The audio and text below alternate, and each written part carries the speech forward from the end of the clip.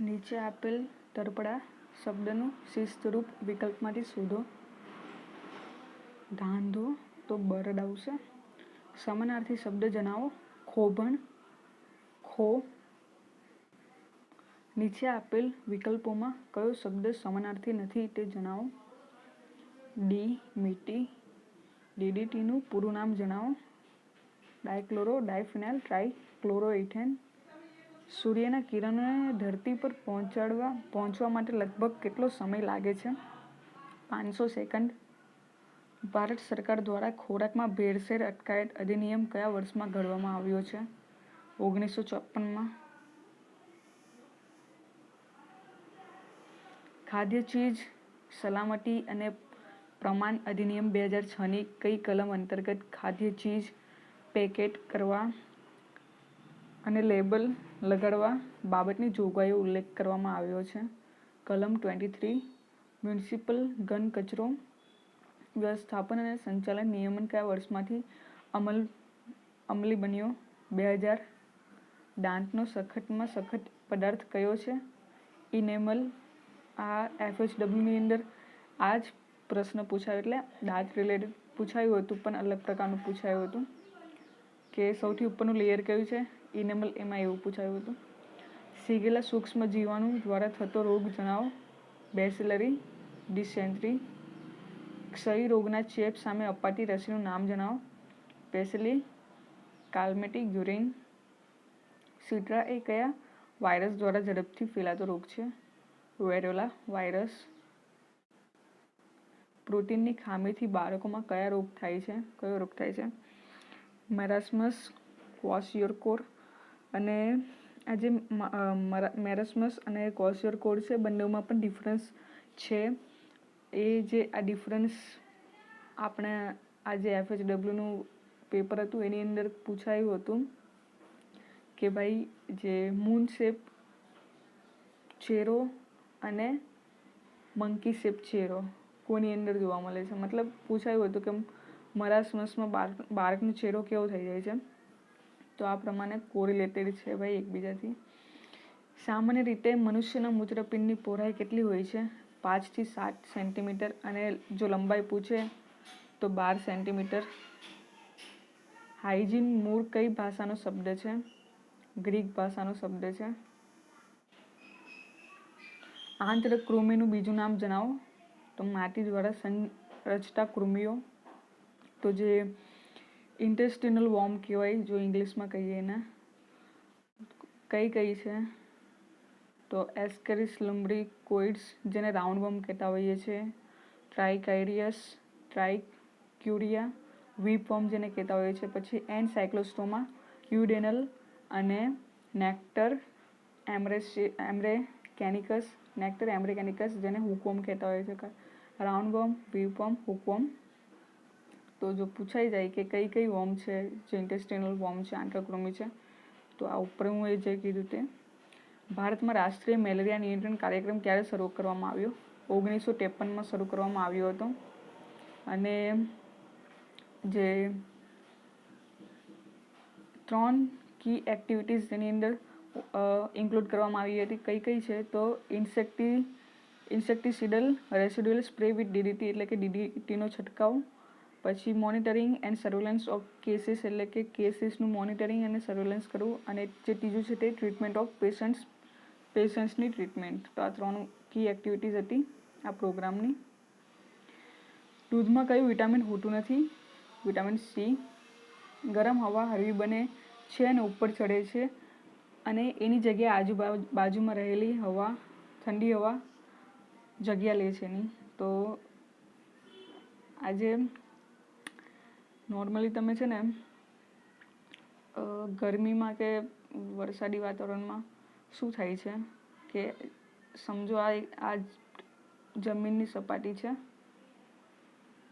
તો જ્યારે સૂર્યના કિરણો પડે છે પૃથ્વીની સપાટી પર કે ધરતી પર, તો જે અહીંયાની ગરમ હવા હશે ને, પૃથ્વીની સપાટીની ગરમ હવા, તે એમ ઉપર જાય છે ઉપર.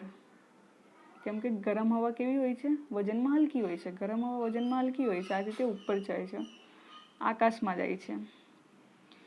અને જે આજુબાજુ હવે આ જે અહીંયાની હવા હતી, આ એરિયાની હવા હતી, આ એરિયાની હવા તે ઉપર જતી રહી છે, ગરમ હવા હતી એ ઉપર જતી રહી છે.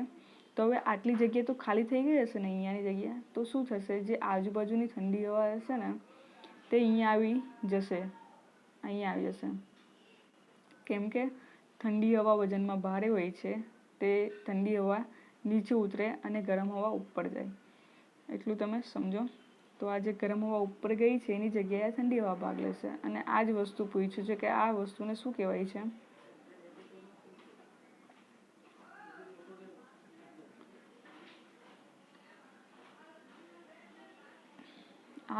આ વસ્તુને સંવહનનો નિયમ કહેવામાં આવે છે.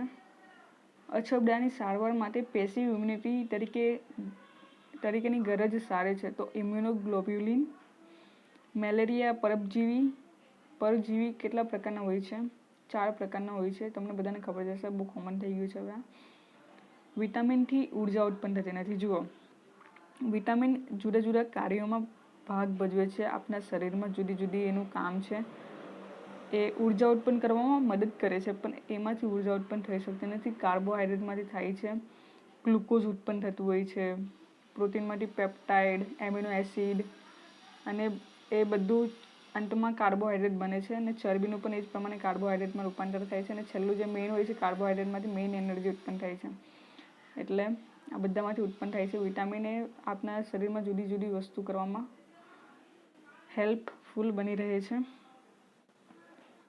સામાન્ય રીતે રોગ પ્રતિકારક રસીને કેટલા તાપમાને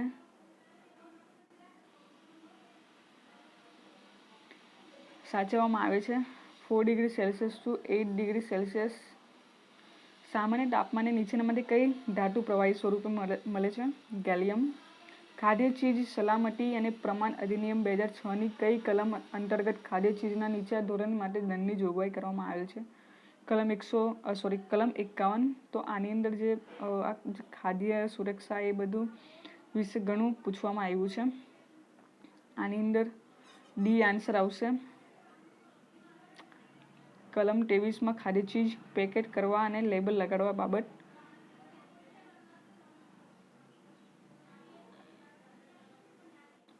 પછી કલમ 42માં ફરિયાદ દાખલ કરવા માટેની ક્રિયા. કલમ 16માં ખાદ્ય ચીજ સત્તાના કાર્યો અને ફરજો. કલમ 53માં ગેરરસ્તે દોરનારી જાહેરાત અને દંડ. અને કલમ 47માં નમૂના અને પૃથક્કરણ. મરદાના ઇલાજ માટે સામાન્ય રીતે આ દવા વપરાતી નથી. ટેટ્રાનિડાઝોલ.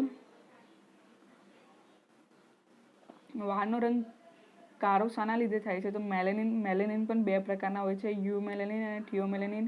જે યુ મેલેનિન છે એ વધારે પ્રમાણમાં જો શરીરમાં એટલે સ્કિનમાં હોય તો આપણી ચામડી જે બ્લેક હોય છે તે બ્લેક ચામડી યુ મેલેનિનના કારણે હોય છે વધારે. જે આપણે બ્લેકિશ લોકો હોય છે તેની અંદર, એટલે કે આપણે જે ઇન્ડિયન હોય છે, સાઉથ એશિયનના લોકો જે છે એની અંદર યુ મેલેનિનનું પ્રમાણ વધારે હોય છે. આથી એ લોકોની જે ચામડી છે તે કાળી અથવા ઘઉં વર્ણની હોય છે. જ્યારે જે આપણા અંગ્રેજો લોકો હોય છે, જે ફોરેનર્સ હોય છે, તેમની અંદર જે થિયોમેલેનિન હોય છે તેનું પ્રમાણ વધુ હોય છે. આથી તેમની જે વાળનો કલર પણ જે હોય છે તે રેડિશ કે પિંકિશ એવો કલરનો હોય છે.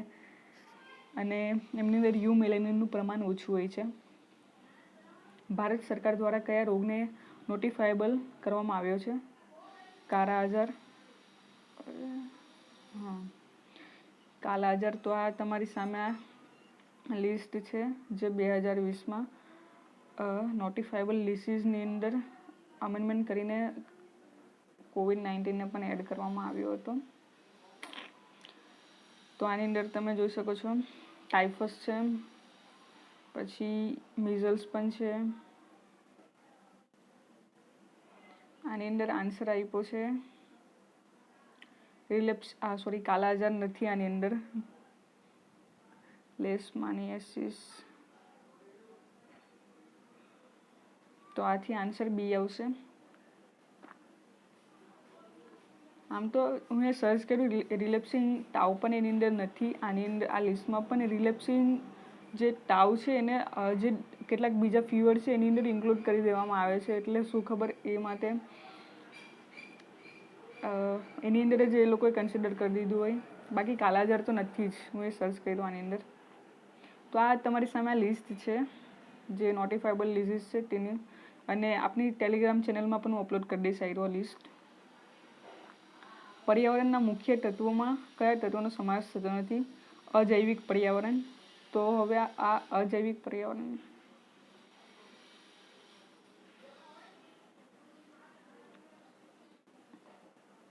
તો આની અંદર સવાલ પૂછવામાં એ લોકોએ ભૂલ કરી છે. એમ તો પર્યાવરણના મુખ્ય ઘટકમાં તો બાયોટિક ફેક્ટર, એબાયોટિક ફેક્ટર એવું પણ આવે, પણ આ લોકો જે મેક્રો એન્વાયરમેન્ટ છે એના એ રીતે પૂછતે તો તમને વધુ ઇઝી પડતે.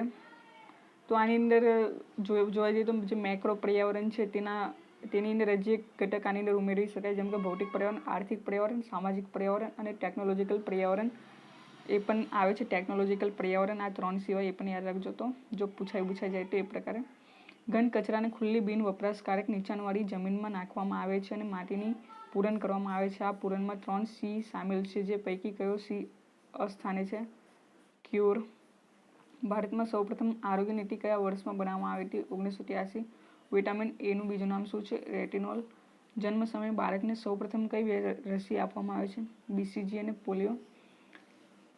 રાષ્ટ્રીય મેલેરિયા નાબૂદ કાર્યક્રમો સાથે જોડાયેલ સ્વાસ્થ્ય કર્મચારીઓને અન્ય ક્ષેત્રોમાં નિયુક્તિ કરવા માટેની જવાબદારી પર કઈ સમિતિ દ્વારા ભાર મૂકવામાં આવે? ચડ્ડા સમિતિ. કમ્પોસ્ટિંગ માટેની એરોબિક પદ્ધતિની પ્રક્રિયાની અંતિમ પ્રોડક્ટ જણાવો. CO2, NO2 અને NO3. એરોબિક પદ્ધતિ કોને કહેવાય? જેની અંદર ઓક્સિજનની હાજરી હોય. અને એનએરોબિક પદ્ધતિ કોને કહેવાય? જેની ઓક્સિજનની ગેરહાજરીમાં કોઈ પ્રક્રિયા કરવામાં આવે તેને. અને તમે આની અંદર જોઈ શકો છો, એટલે બધાની અંદર ઓક્સિજન તો આપેલું જ છે. ક્ષયનો રોગ કયા જીવાણુને કારણે થાય છે? માઇકોબેક્ટેરિયમ ટ્યુબરક્યુલોસિસ. ખાદ્ય ચીજ સલામતી અને પ્રમાણ અધિનિયમ 2006ની કઈ કલમ અંતર્ગત અસંબદ્ધ બાબત ધરાવતી ખાદ્ય ચીજ વસ્તુ માટે દંડની જોગવાઈ કરવામાં આવેલ છે? કલમ 54. ગામમાં ઘન કચરાના નિકાલ માટે બનાવેલ સાર્વજનિક ખાડો ગામની બહાર હોય અને સૌથી નજીકના આવાસથી કેટલો દૂર હોવો જોઈએ? 20 મીટર. ક્ષયના રોગના દર્દીને સારવાર માટે કયા ઇન્જેક્શન આપવામાં આવે છે? સ્ટ્રેપ્ટોમાઇસિન. ભારતમાં the protection of woman from domestic violence act કયા વર્ષમાં? 2005માં ઘડવામાં આવ્યો. સેનિટરી કૂવાની પારાની દિવાલ જમીનથી ઓછામાં ઓછી કેટલી ઊંચી હોવી જોઈએ? 28 ઇંચ. મુખ્યત્વે નાના બાળકોમાં જોવા મળતો ઉટાટી રોગ કયા બેક્ટેરિયા દ્વારા થાય છે? ઉપરોક્ત પૈકી એક પણ નહીં આવે. પ્રકાશની ગતિ જણાવો. 1,86,282 માઇલ પ્રતિ સેકન્ડ. સામાન્ય દ્રષ્ટિ ધરાવતા પુખ્ત યુવાન માટે સ્પષ્ટ દ્રષ્ટિનું અંતર 25 સેન્ટીમીટર. ઓક્સિજન વાયુ પૃથ્વીની સપાટીથી સામાન્ય રીતે કેટલા કિલોમીટરની ઊંચાઈ સુધીના વાતાવરણમાં વધુ પ્રમાણમાં હોય છે? 110 કિલોમીટર. અત્યારે દર્શાવેલ પરિબળોમાંથી કયું પરિબળ વાતાવરણના તાપમાન પર અસર કરતું નથી? તો રેખાંશ. હવે રેખાંશ કોને કહેવામાં આવે છે? પૃથ્વીની સપાટી પર જે કાલ્પનિક ઊભી રેખા દોરવામાં આવી છે તેને રેખાંશ કહેવામાં આવે છે. રેખાંશ દ્વારા લોકેશન આપણે જાણી શકીએ છીએ. અને જે અક્ષાંશ હોય છે, અક્ષાંશ આ અક્ષાંશ છે, 0 ડિગ્રી અક્ષાંશ, 23 ડિગ્રી, 65. તો શું અહીંયા જે 0 ડિગ્રી પર શું હશે? તાપમાન વધારે પ્રમાણમાં હશે. જેમ જેમ આપણે ઉપર જઈશું, ઉપરના અક્ષાંશમાં જઈશું તેમ તેમ તાપમાનની અંદર ઘટાડો જોઈ શકાશે. એટલે અક્ષાંશ અસર કરે છે. ભૂપૃષ્ઠ એટલે કોને કહેવાય? ભૂપૃષ્ઠ એટલે કે તમે પહાડ ઉપર હશો, પહાડ ઉપર જે તાપમાન હશે તે જેમ જેમ પહાડ ઉપર જશો એટલે ઊંચાઈ જશો તેમ તેમ તાપમાનમાં ઘટાડો તમને જોવા મળશે. અને જો તમે નીચેની સપાટી પર હશો તો તમને તાપમાનમાં વધારો જોવા મળશે. ભૂપૃષ્ઠ તમને એને ભૂપૃષ્ઠ કહેવાય છે. પછી સમુદ્રથી અંદર, તો સમુદ્રથી જેમ જેમ તમે દૂર જશો તેમ તેમ તમને તાપમાનમાં વધારો કાં તો ઘટાડો નોંધી શકાશે. જ્યારે સમુદ્રથી નજીકમાં હશો ત્યારે તમને એટલો બધો તાપમાનમાં ફરક નહીં જોવા મળે. એટલે જે રેખાંશ છે તે તાપમાન ઉપર કંઈ અસર નથી કરતું.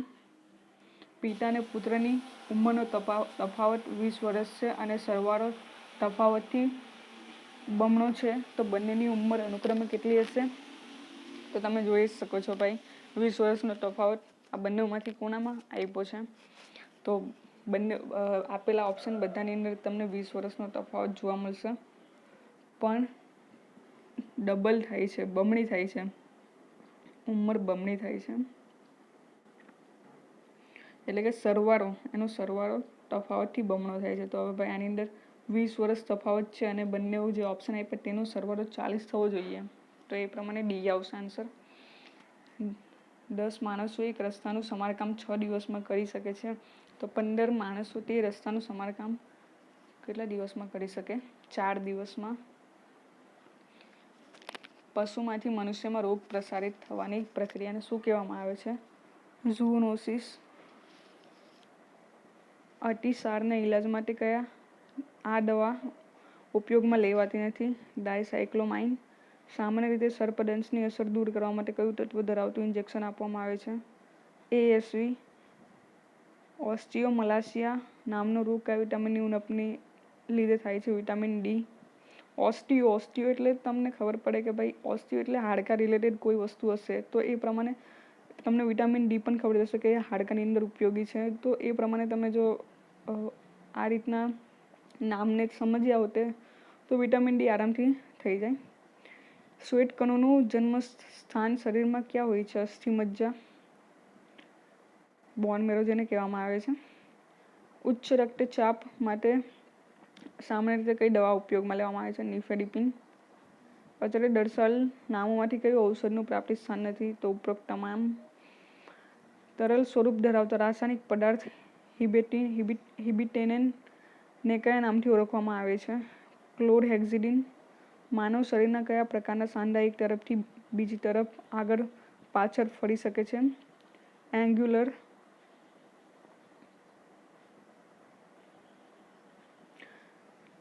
International commission four assessment of small POX ઇરેડિકેશન દ્વારા ભારત દેશને ક્યારે શીખામુક્ત દેશ જાહેર કરવામાં આવ્યો? 1977માં.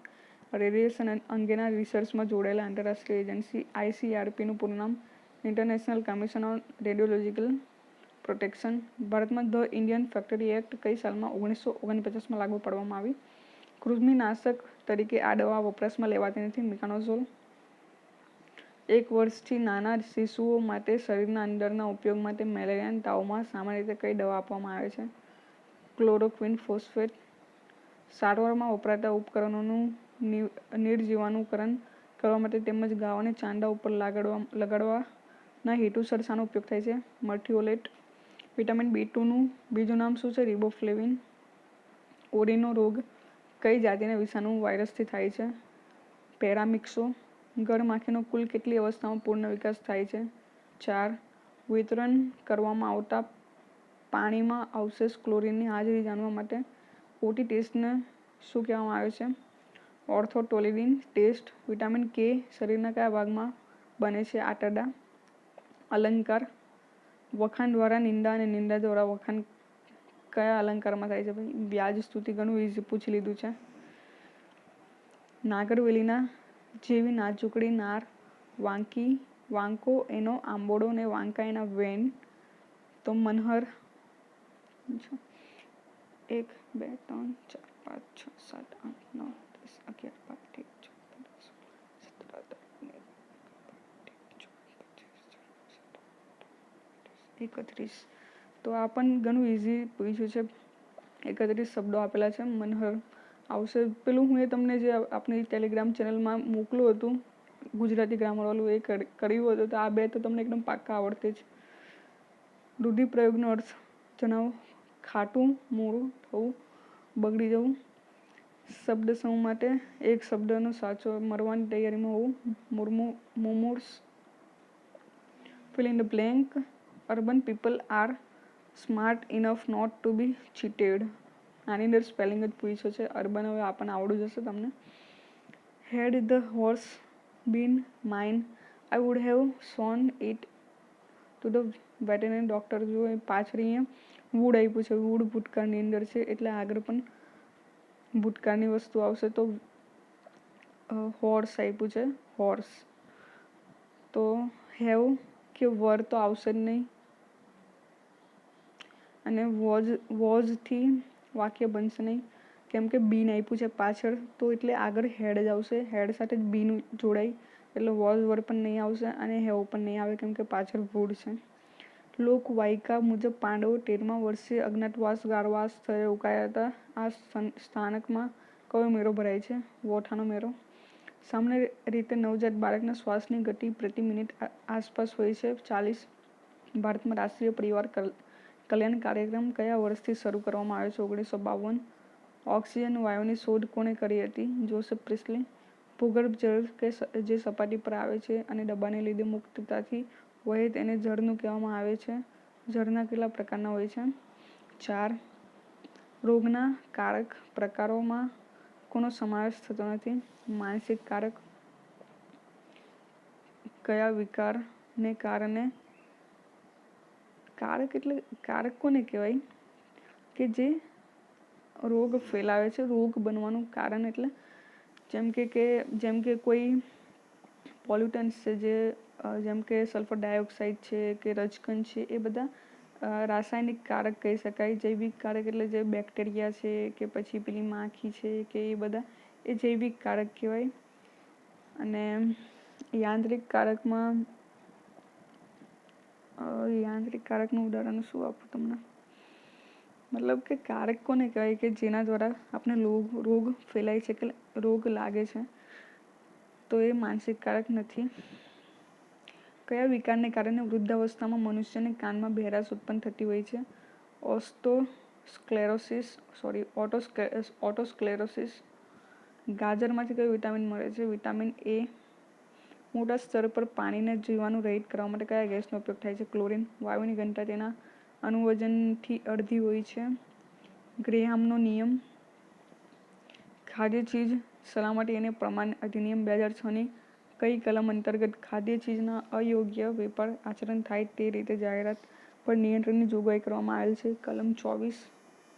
વિટામિન B12ની ખામીથી કયો એનેમિયા થાય છે? ઉપરોક્ત પૈકી એક પણ નહીં. વિશ્વ આરોગ્ય દિવસ દર વર્ષે 7 એપ્રિલના દિવસે ઉજવવામાં આવે છે.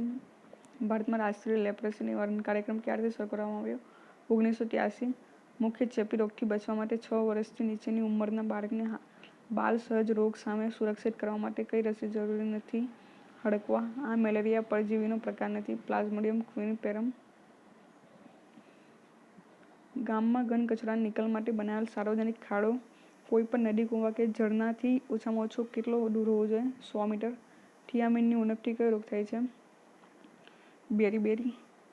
ટ્રેપના વોટરસીલને સુરક્ષિત રીતે જાળવી રાખવા માટે ઘરની ગટરમાં બનાવેલ પાઇપ જે યોગ્ય વેન્ટિલેશન જાળવે છે અને નીચેના માટે સિફોનિક પ્રક્રિયા ન થાય તેનું ધ્યાન રાખે છે તેનું પાઇપનું નામ? એન્ટી-સિફોનેજ પાઇપ. પ્રાથમિક આરોગ્ય સંભાળ ઉપરાંત સ્વાસ્થ્યની સંકલ્પના અને વ્યાપકતાને આલમ આટામાં થયેલી આંતરરાષ્ટ્રીય સભામાં સ્પષ્ટપણે વ્યાખ્યાયિત કરવામાં આવી હતી. આ બનાવનું વર્ષ 1978. ઇન્સ્યુલિનના શોધક હેનરી સ્વાન. પારસી ભાઈઓનું પવિત્ર યાત્રાધામ ઉડવાડા. એમ પૂછે કે સૌ પ્રથમ પારસી લોકો ક્યાં ઉતરા હતા? તો સંજાણ આવશે. અને પવિત્ર યાત્રાધામ ઉડવાડા. ભારતમાં રાષ્ટ્રીય ગ્રાહક દિન ક્યારે ઉજવવામાં આવે છે? 24 ડિસેમ્બર. વડાપ્રધાન શ્રી નરેન્દ્ર મોદી દ્વારા લોન્ચ કરવામાં આવેલ ભીમ એપનું નામ? Bharat interface for money. Electric generator કયા સિદ્ધાંત પર કાર્ય કરે છે?